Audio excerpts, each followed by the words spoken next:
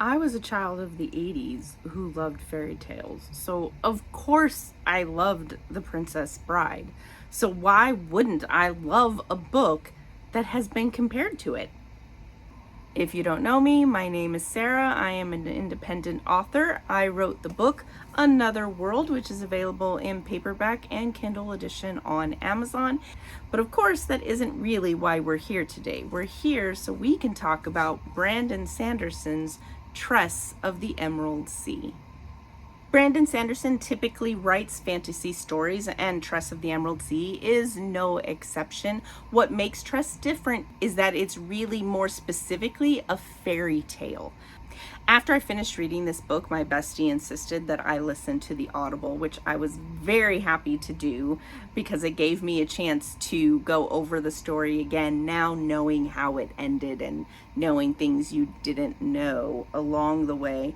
The reason, though, that she wanted me to listen to the Audible was because at the very end, Brandon Sanderson offered a special message talking about how it is that he came up with this idea. So I had heard that this book had been compared to The Princess Bride. And as I read it, my thought was I could see how this is connected in that it is ultimately a story of two people who love each other, trying to be reunited, and that it is really such a charming story. And I kind of thought that's where the similarities ended until I heard the author himself talking about the book. And he had shared that he wrote this book actually during the pandemic. It was after his family had watched The Princess Bride, and his wife just kind of nonchalantly said something along the lines of, I wonder how different the story would have been if, when Buttercup got the news that Wesley had been captured by the dread pirate Roberts, who never keeps captives alive, what if she had decided not to accept that he was dead and to go out to try to find him and rescue him? And I saw the connection. The truth is, as much as I love The Princess Bride, I will say Buttercup can be a little annoying sometimes. She faces lots of situations where she is very passive. She doesn't do a whole lot to try to save herself. That is definitely not Tress. I always have to remind myself that Brandon Sanderson is not terribly older than I am, and yet the man has already written close to 100 books, and I have read relatively few of them. But what I loved about Tress of the Emerald Sea is that compared to what I have read and compared to what I know of other books that he has written, this one really stands alone. I mean, don't get me wrong. With Brandon Sanderson's writing, we have something called the Cosmere. So you've got the Marvel universe and you've got the Star Wars universe. Well, for Brandon Sanderson, it's the Cosmere. And Tress does exist within the Cosmere. However, it is a standalone book. It does not necessarily connect with others, except if you know who Hoyd is. Hoyd is the one telling this story. So yes, the story is about Tress, but Hoyd is the narrator. Tress is the main character. Tress is not her actual name. That is her nickname that comes from her hair. She is a very simple character in many, many ways. I think that Sanderson was probably trying to kind of create an everybody. He wasn't trying to create someone who necessarily stood out from the crowd. She could have been any random person. What makes Tress very special as we get to know her through this book is that she is very clever, she is very loyal, she is very brave, and she is very kind. And all of that makes for a heroine that you really want to root for. Despite the fact that this book is called Tress of the Emerald Sea, this is not your typical seafaring story. The main reason being that Tress does not live on Earth. And on her planet, the oceans are actually full of spores that fall from the moons that surround her planet.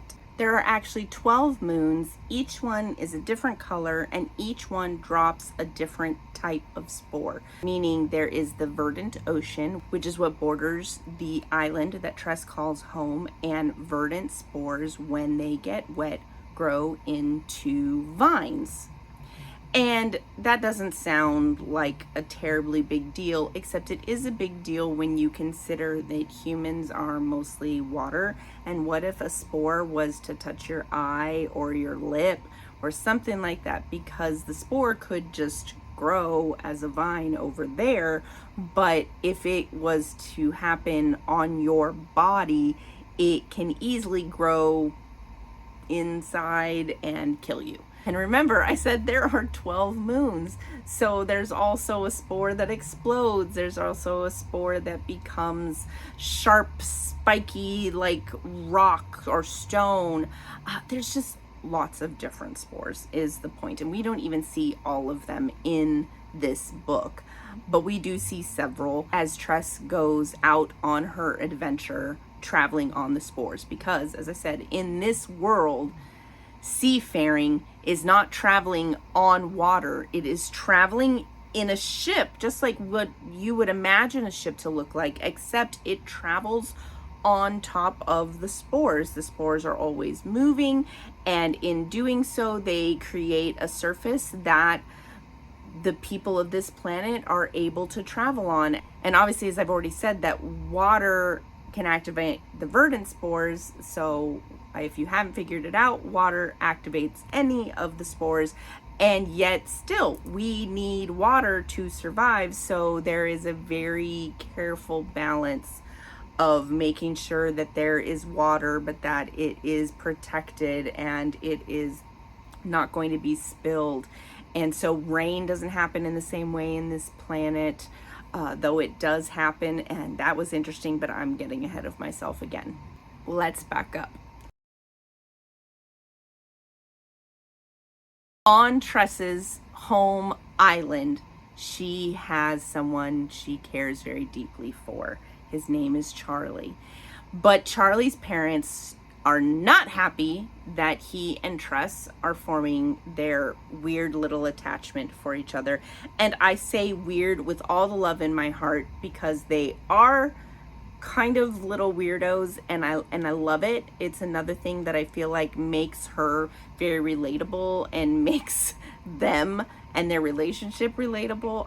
And I loved their interaction with one another. But again, so his parents did not approve, and so they make plans to leave the island because they're going to go find him a suitable bride. Finally, the boat comes back, but no Charlie. And what we end up finding out is that Charlie is now being held captive by the sorceress. We don't really get any more information about the sorceress at that time, but you get the idea. Obviously, this is someone very formidable, powerful, and she is now holding Charlie ransom, but his father doesn't care to pay the ransom and has basically just given up on Charlie and has abandoned him to his fate. However, Tress refuses to abandon him, and she makes plans to leave the island. The problem is that not everyone is allowed to leave the island. She is one of those people who wouldn't normally be allowed to leave, so she has to figure this whole plan to be able to get on board a ship and leave, and she does so successfully. However, once she's out in the open sea, then things start going wrong. Without giving too much detail or giving too much away, she ends up meeting a talking rat after she has been drugged and locked up in like a little jail cell. The ship she's on is attacked, but then one of the things about these spore seas, but every now and then there will be what they call a stilling. And when there is a stilling, the spores stop moving.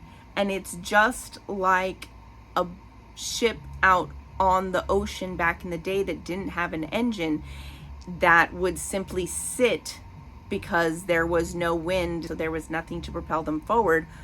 When the spores are stilled, You're just stuck there. And the ship that she's on is being attacked, and then there's a stilling.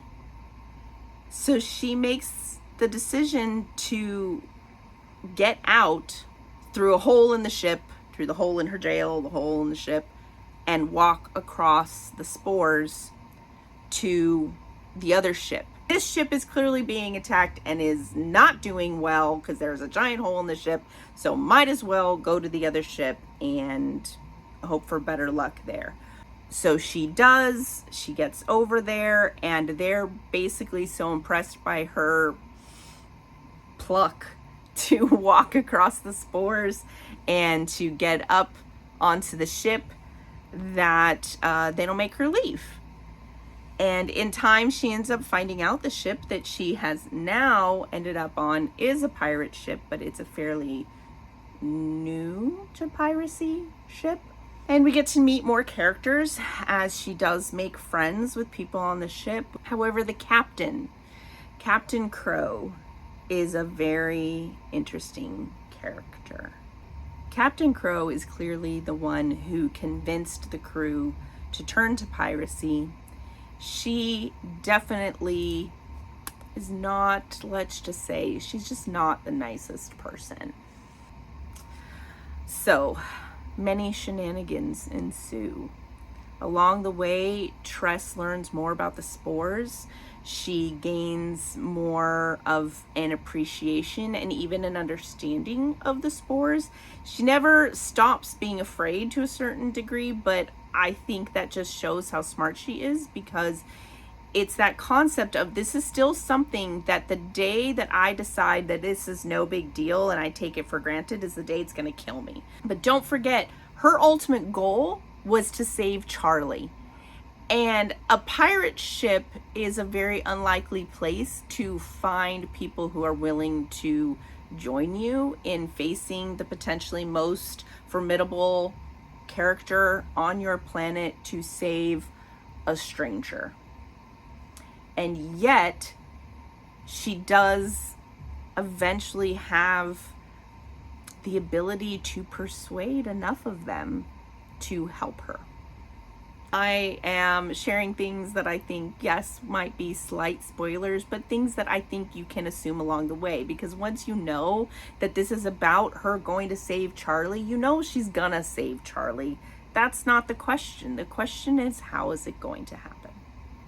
According to the table of contents, the book is broken up into 6 parts and then an epilogue. I love a good epilogue, which you would know if you watched my other review of the Shadow and Bone trilogy, which I also highly recommend.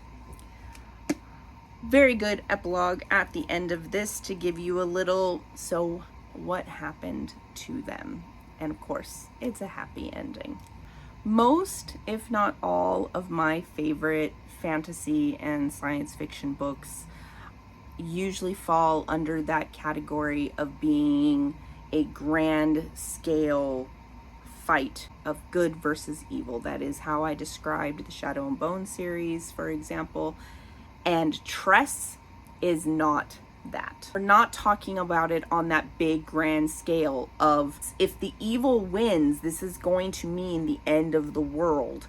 In this case, Tress's story is much smaller and it is much more personal, and it would be much more a case of, in this situation, if evil wins, it doesn't mean the end of the world, it just would mean the end of her world.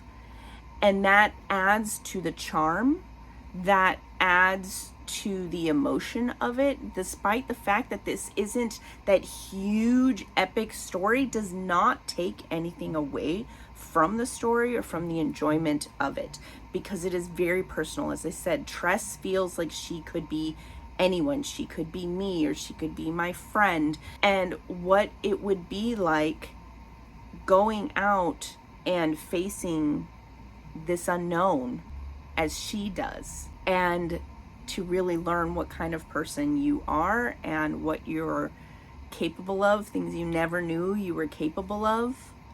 Tress is absolutely the good in this story, and you want her to succeed. You want her to have her happy ending, and she definitely surprises you along the way. She definitely surprises other people in the story, friends and enemies along the way. And she has some surprises herself, good and bad, that she has to face along the way. Did I mention there's a dragon in it very briefly? Brandon Sanderson, if you ever see this video, can we have more of that dragon? That was a very interesting dragon. And it all makes for a very engaging story. Charming is still the top word that I would pick to describe Tress of the Emerald Sea. Again, as a standalone book, if you have not read Brandon Sanderson yet, this could be a good first book for you to check out. If you enjoy fantasy stories, you're going to enjoy this story. If you enjoy fairy tales, you're going to enjoy this story. If you liked The Princess Bride, you're going to enjoy this story. Tress is so likable. The story itself is so personal. Highly, highly, highly recommend. Tress of the Emerald Sea by Brandon Sanderson. If you're interested, remember you can check out my book, Another World, on Amazon in paperback or Kindle. You can find more information about me, about my book, about other writing projects I'm hoping to work on by checking us out on Instagram or TikTok at The Demoms. Thanks for joining me on my little slightly spoiler review of Tress of the Emerald Sea. I hope you will check it out.